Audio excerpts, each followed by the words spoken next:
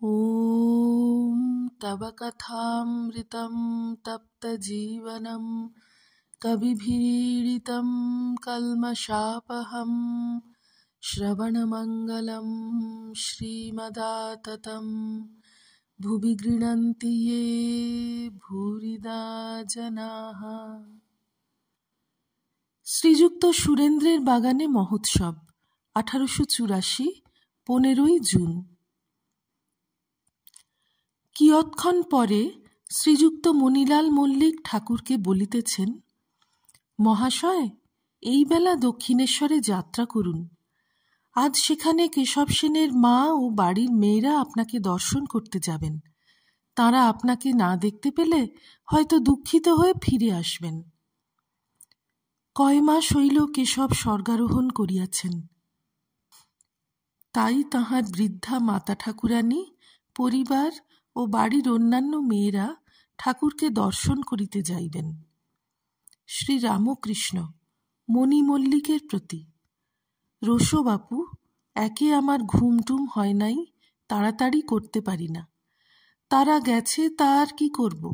আর সেখানে তারা বাগানে বেড়াবে চেড়াবে, বেশ আনন্দ হবে। কিয়ৎক্ষণ বিশ্রাম করিয়া ঠাকুর যাত্রা করিতেছেন, দক্ষিণেশ্বরে যাইবেন। যাইবার সময় সুরেন্দ্রের কল্যাণ চিন্তা করিতেছেন। সব ঘরে এক একবার যাইতেছেন আর মৃদু মৃদু নামোচ্চারণ করিতেছেন। কিছু অসম্পূর্ণ রাখিবেন না, তাই দাঁড়াইয়া দাঁড়াইয়াই বলিতেছেন, আমি তখন নুচি খাই নাই, একটু নুচি এনে দাও। কণিকা মাত্র লইয়া খাইতেছেন আর বলিতেছেন, এর অনেক মানে আছে। নুচি খাই নাই মনে হলে আবার আসবার ইচ্ছা হবে। সকলের হাস্য।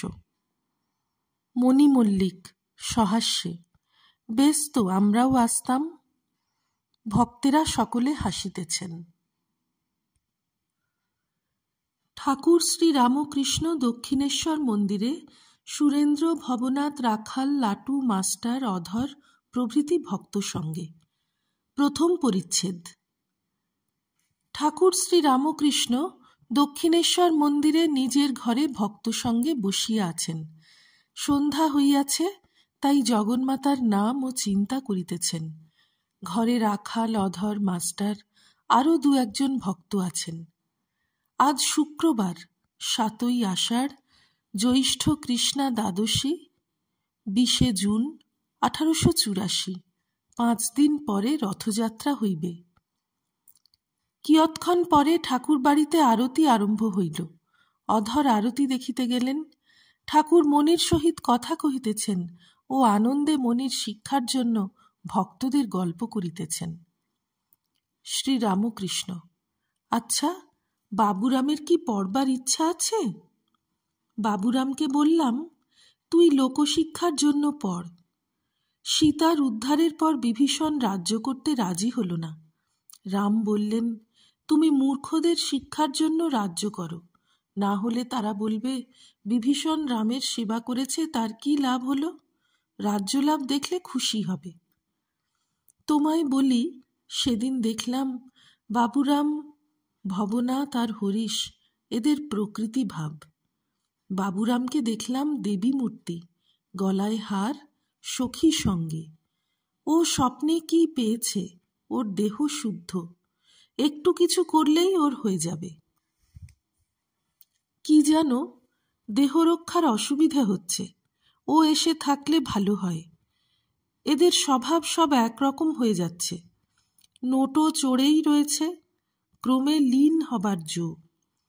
রাখালের এমনি স্বভাব হয়ে দাঁড়াচ্ছে যে তাকে আমার জল দিতে হয়, আমার সেবা করতে বড় পারে না। বাবুরাম আর নিরঞ্জন, এদের ছাড়া কই ছোকরা? যদি আর কেউ আসে, বোধহয় ওই উপদেশ নেবে, চলে যাবে। তবে টানাটানি করে আসতে বলি না, বাড়িতে হাঙ্গাম হতে পারে। সহাস্যে, আমি যখন বলি চলে আয় না, তখন বেশ বলে, আপনি করে নিন না। রাখালকে দেখে কাঁদে, বলে ও বেশ আছে। রাখাল এখন ঘরের ছেলের মতো আছে। জানি আর ও আসক্ত হবে না। বলে ওসব আলুনি লাগে। ওর পরিবার এখানে এসেছিল, 14 বছর বয়স। এখান হয়ে কোন্নগরে গেল। তারা ওকে কোন্নগরে যেতে বললে ও গেল না। বলে আমোদ আহ্লাদ ভাল লাগে না। নিরঞ্জনকে তোমার কিরূপ বোধ হয়? মাস্টার: আজ্ঞা, বেশ চেহারা। শ্রীরামকৃষ্ণ: না, চেহারা শুধু নয়, সরল। সরল হলে ঈশ্বরকে সহজে পাওয়া যায়। সরল হলে উপদেশে শীঘ্র কাজ হয়।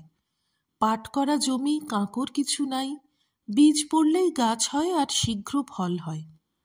নিরঞ্জন বিয়ে করবে না। তুমি কি বলো, কামিনী কাঞ্চনই বদ্ধ করে? মাস্টার: আজ্ঞা হাঁ। শ্রীরামকৃষ্ণ: পান তামাক ছাড়লে কি হবে? কামিনী কাঞ্চন ত্যাগই ত্যাগ।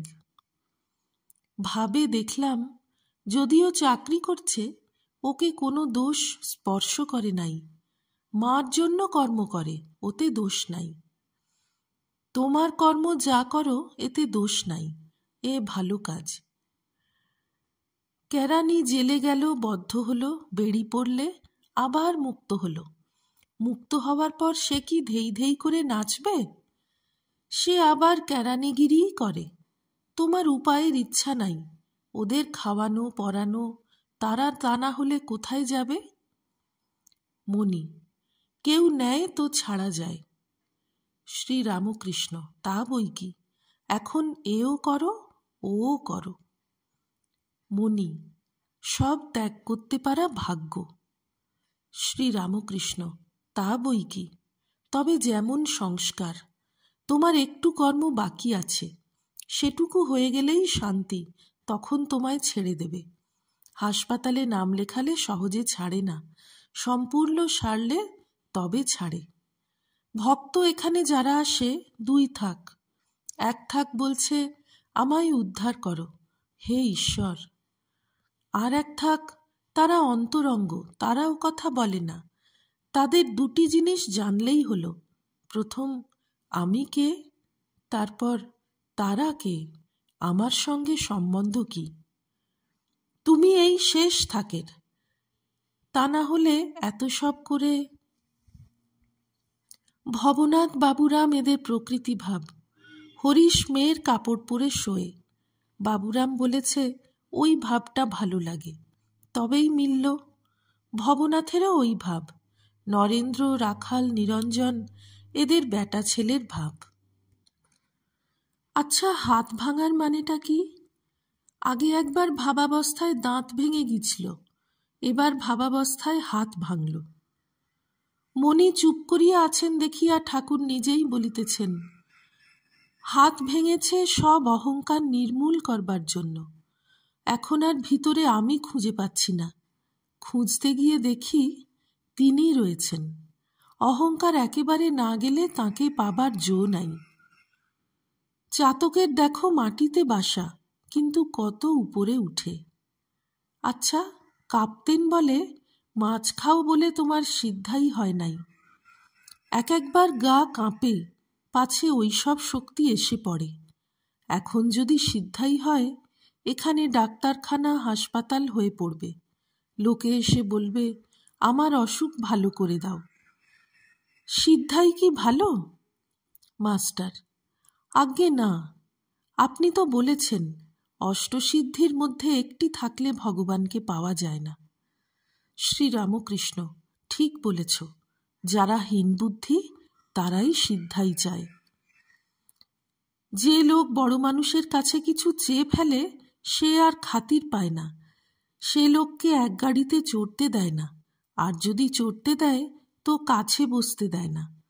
তাই নিষ্কাম ভক্তি, অহেতুকী ভক্তি সর্বাপেক্ষা ভালো। আচ্ছা, সাকার নিরাকার 2ই সত্য, কি বলো?